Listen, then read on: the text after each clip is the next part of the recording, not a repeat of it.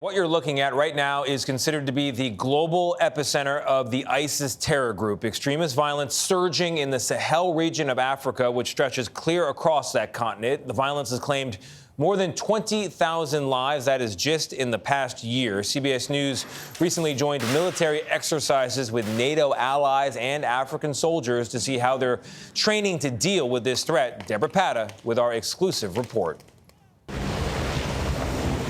U.S. Special Forces and their NATO allies training alongside African soldiers in counter-terrorism drills. It's called Flintlock, special ops exercises like rescuing hostages from a simulated airport attack. Zulu, hostage ready to move. Time now. A very real scenario in the Sahel, home to the world's fastest growing terror groups linked to Al-Qaeda and ISIS. AFRICOM Deputy Commander Lieutenant General John Brennan says it's not only about military training. We offer things that are meaningful in the long term, sharing democratic values, instilling the rule of law. But that hasn't worked out so well over the past decade. There have been 11 coups in the Sahel alone, at least 14 of their leaders trained at Flintlock. We teach them how to protect their forces in combat and conduct successful counterterrorism operations. That has nothing to do with overthrowing a government. Flintlock has expanded to include maritime training, like rappelling onto a moving warship hijacked by armed militants. The Sahel runs all the way to the Red Sea, where Houthi militias have launched attacks on U.S. naval vessels.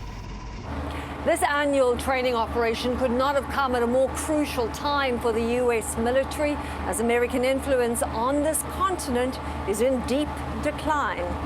The U.S. is facing stiff competition from both Russia and China, who offer resources with no strings attached. After last year's coup in Niger, more than 1,000 American troops stationed there were ordered to leave by mid-September.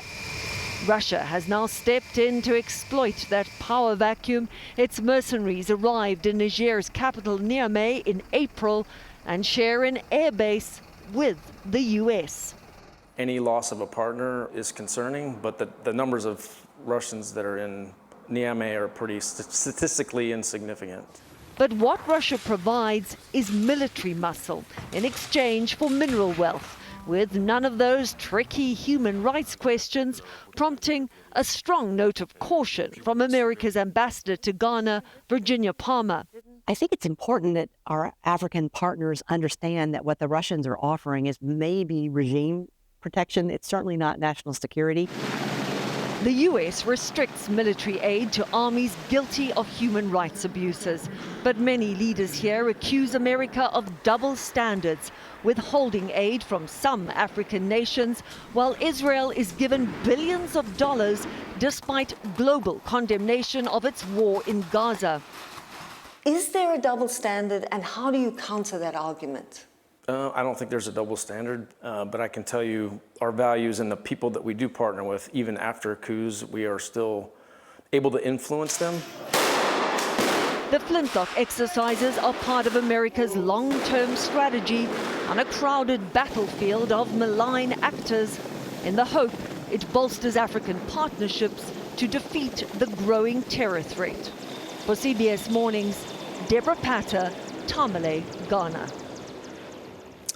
Hence why that Kenyan state visit was so important. We traditionally had a real strong regional strategic partnership with them and a few other countries. Yeah. As you see, it's waning.